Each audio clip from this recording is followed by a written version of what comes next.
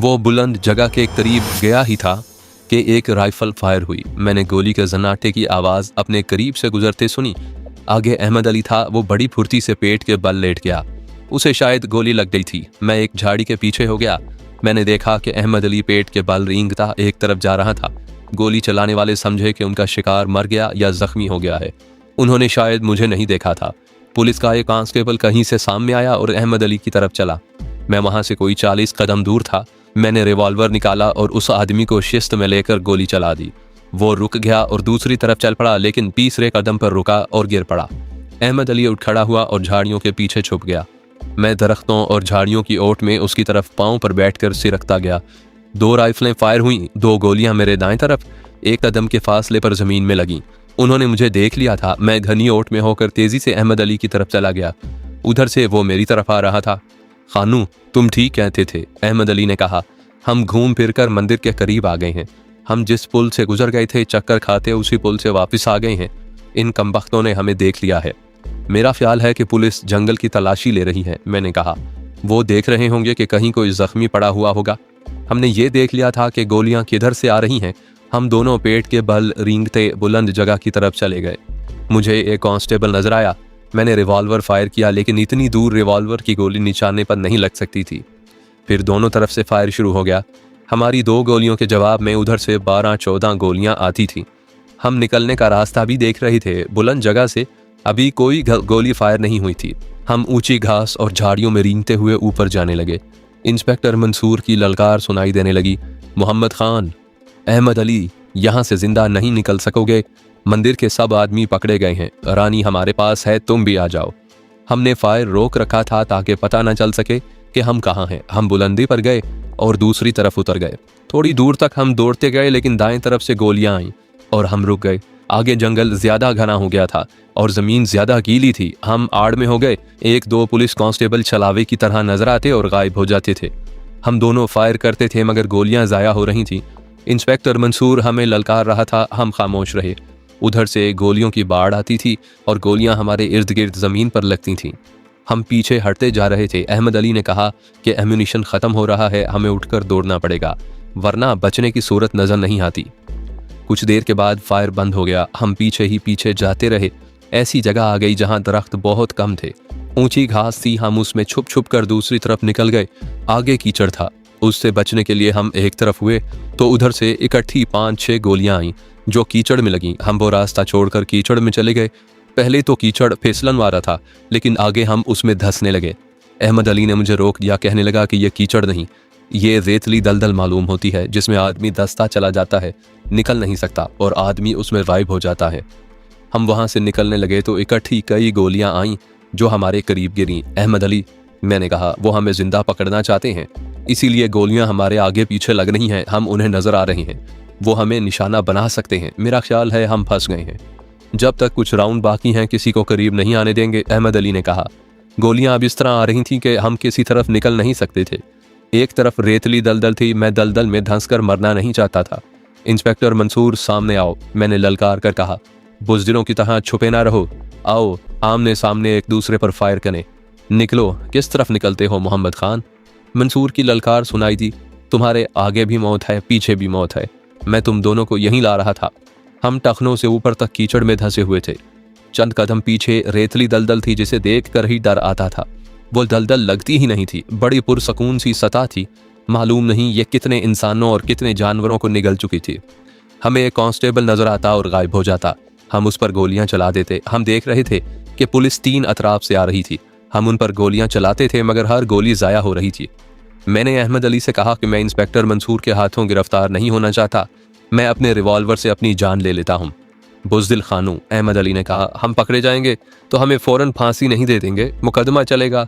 इस दौरान हम जेल में रहेंगे। मैं तुम्हें वहां से फरार करवाऊंगा। घबराओ नहीं दोस्त, मैं तुम्हें फांसी नहीं चढ़ने दूंगा। पुलिस के आदमी साफ नजर आने लगे। मैं 2 कदम पीछे हटा तो घुटनों तक दलदल में धंस गया। अहमद अली ने मेरा हाथ पकड़ लिया और मैं दलदल से आगे आ गया। फिर मेरे रिवॉल्वर से आखिरी गोली भी निकल गई। मैंने रिवॉल्वर दलदल में फेंक दिया और उसे मैंने गायब होते देखा। अहमद अली ने अपनी राइफल दलदल में फेंक दी। उसे भी दलदल ने निगल लिया। इंस्पेक्टर मंसूर हमारे सामने आन खड़ा हुआ और बोला, आ जाओ दोस्तों। हम दोनों कीचड़ से निकलकर उसके पास चले गए।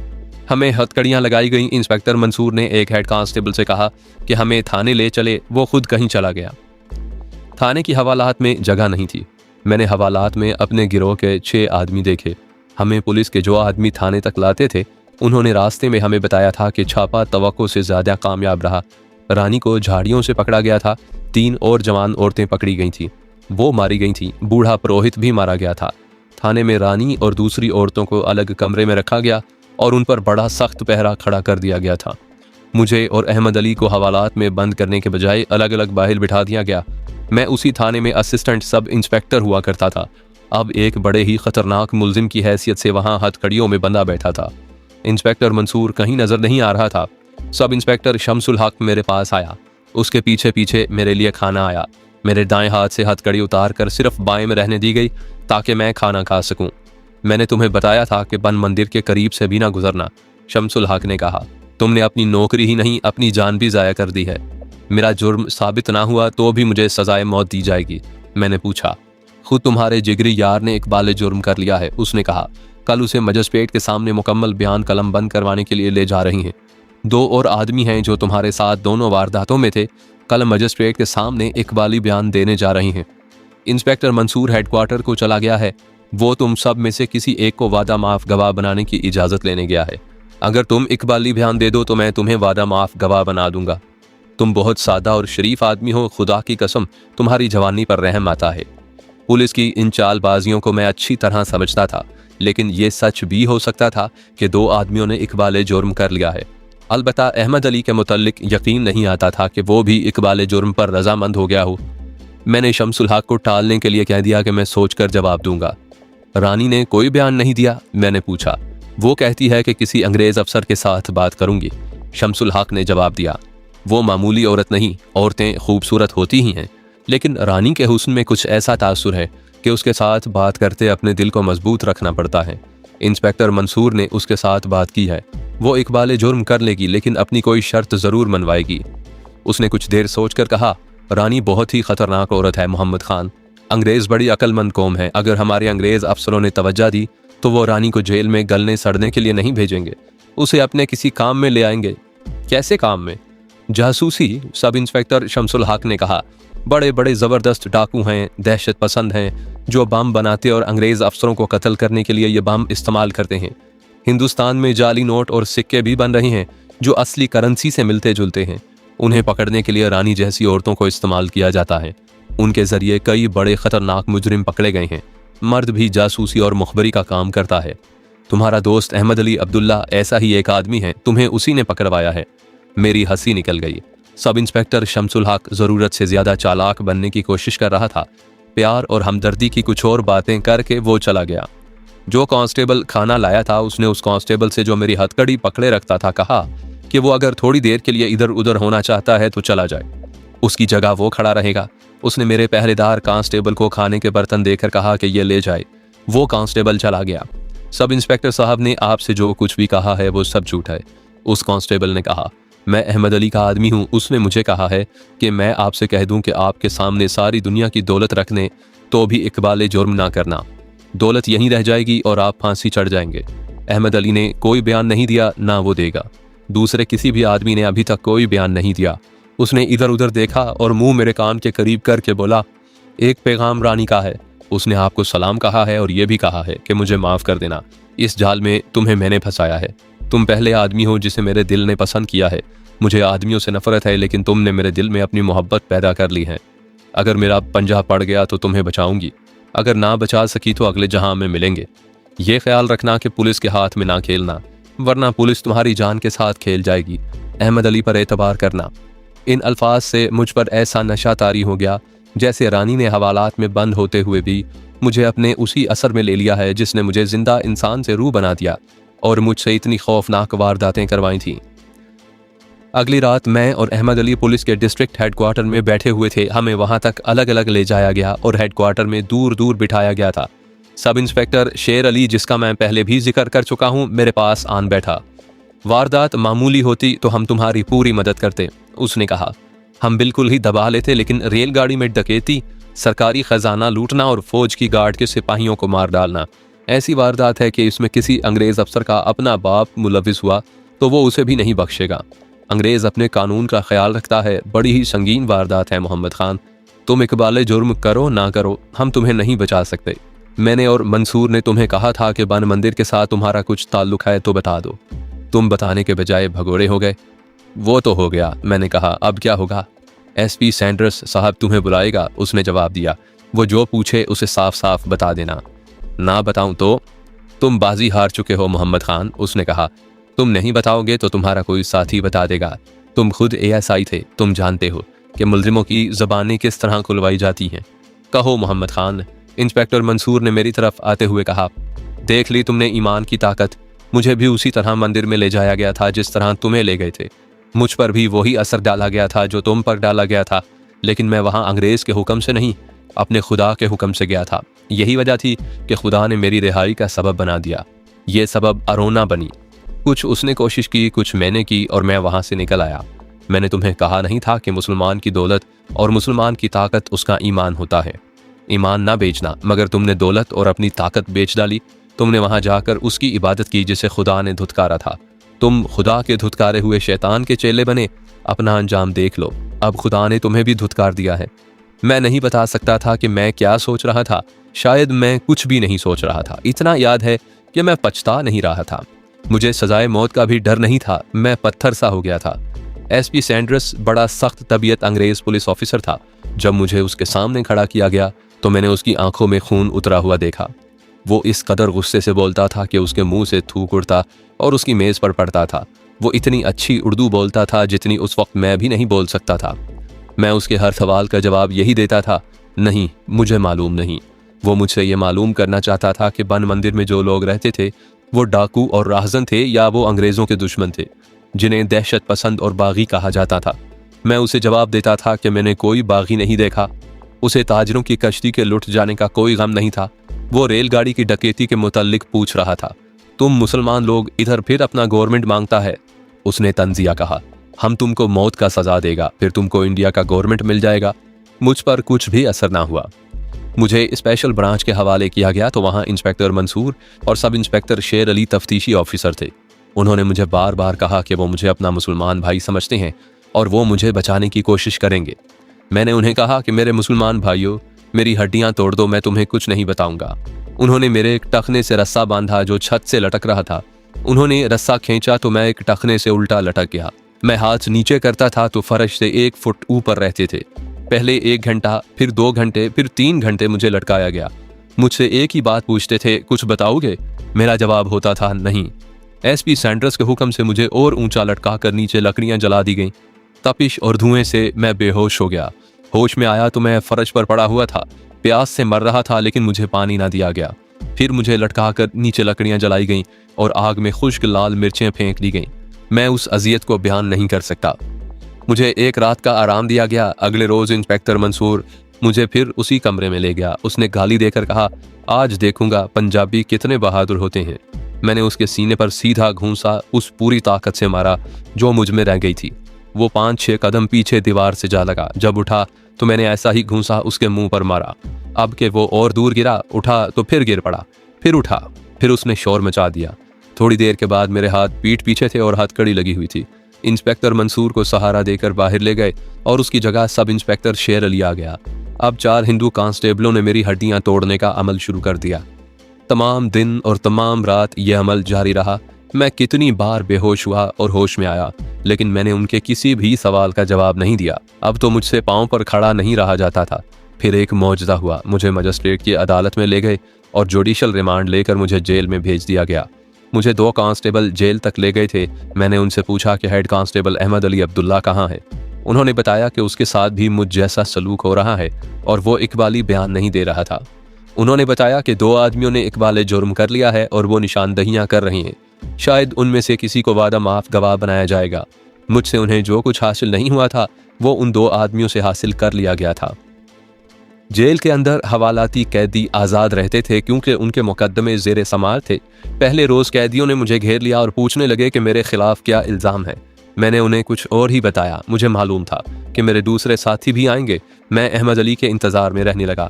तीसरे रोज़ इंतज़ार ख़त्म हुआ। अहमद अली जेल में दाखिल हुआ। उससे चला नहीं जा रहा था। उसका चेहरा मरीजों की तरह हो गया था। मैं दौड़कर उस तक पहुंचा और उसे सहारा दिया। उसने बताया कि उसे इतनी ज़्यादा और ऐसी ऐसी अजियतें दी जाती रही हैं कि उसके ज़िंदा रहने की उम्मीद भी ख़त्म हो गई थी। फिर भी उसने कुछ नहीं बताया। 2 आदमियों ने इकबाली बयान दे दिए हैं। उसने कहा, फ़िक्र ना करो खानू, हम ज़्यादा देर जेल में नहीं रहेंगे, निकल जाएंगे। अभी चालान भी तैयार नहीं हुआ, शहादतें इकट्ठी की जाएंगी, मुकदमा चलेगा, अरसा लगेगा, हम निकल जाएंगे। चलो निकल जाएं। मैंने कहा, जाएंगे कहाँ? आसाम। आसाम मेरा वतन है, अहमद अली ने कहा, लेकिन मुझे अपने आप में आने दो। उन्होंने मेरी हड्डी पसलिए कर दी है। मैं पूरा पूरा दिन बेहोश रहा हूँ। अगर हमारे 2 आदमी इकबाल जुर्म ना कर लेते तो मंसूर और शेर अली मुझे जान से मार डालते। जेल में हम फारिग रहते थे क्योंकि हम अभी हवालाती थे। अहमद अली तीसरे दिन बेहतर हो गया। मैंने इस इनकलाब को कबूल कर लिया था जो मेरी जिंदगी में आया था, लेकिन मैं अहमद अली को अपना रहनुमा और सहारा समझता था। वो अपने फ़न का उस्ताद मालूम होता था। जेल के 2 वार्डर उसके गहरे दोस्त मालूम होते थे। कभी उनमें से एक उसके पास आता और उसे परे ले जाकर उसके साथ बातें करता रहता। कभी दूसरा आ जाता। ये वार्डर ओहदेदार थे। बाहर हमारा कोई अजीज रिश्तेदार नहीं था जो हमें सिगरेट, बीड़ी या खाने पीने की कोई चीज़ दे जाता। कैदियों के रिश्तेदार उनकी मुलाकात को आते और उन्हें बहुत कुछ दे जाते। हम दोनों सिगरेट पीने के आदी थे। वार्डर हमें बीड़ियाँ दे जाते थे। इनके अलावा हवालातियों और सजा याफ्ता कैदियों में बाज जराइम पेशा थे। उनमें से 4-5 अहमद अली से मिलते मिलाते थे। उनके साथ भी वो राजदारी से बातें करता था। मैं जान गया कि अहमद अली जुर्म और जेल की दुनिया में जानी पहचानी शख्सियत है और वो यहाँ मेरी तरह अजनबी नहीं। तुमने अपने मुतल्लिक कुछ सोचा है खानू? एक रोज़ उसने मुझसे पूछा। नहीं, मैंने जवाब दिया। ऐसे लगता है जैसे मेरा दिमाग सोचने के काबिल नहीं रहा। ज़रा सा खामोश रहकर मैंने कहा, रानी के मुतल्लिक कई बार सोचा है। वो अभी तक मेरी सोचों पर गालिब है। थाने में उसने कांस्टेबल कबीर की ज़बानी पैगाम दिया था कि मैं पहला शख्स हूँ जिसने उसके दिल में अपनी मोहब्बत पैदा कर ली है और वो मुझे बचाने की कोशिश करेगी।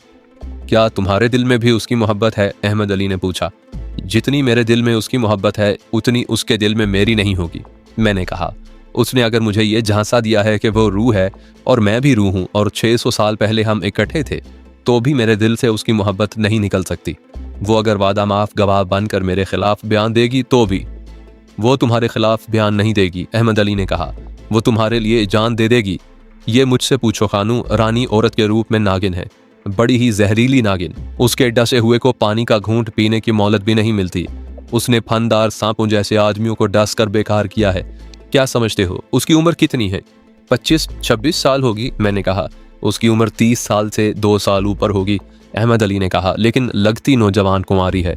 उसके दिल में कोई गम और परेशानी नहीं। वो खुश रहती है और किसी मर्द को अपने सामने कत्ल करवा के उसकी खुशी की कोई हद नहीं रहती। कोई सारे हिंदुस्तान की दौलत उसके कदमों में रख दे तो भी उसके दिल में अपनी मोहब्बत पैदा नहीं कर सकता। तुम एक ही मर्द हो जिसे वो अपना दिल दे बैठी है।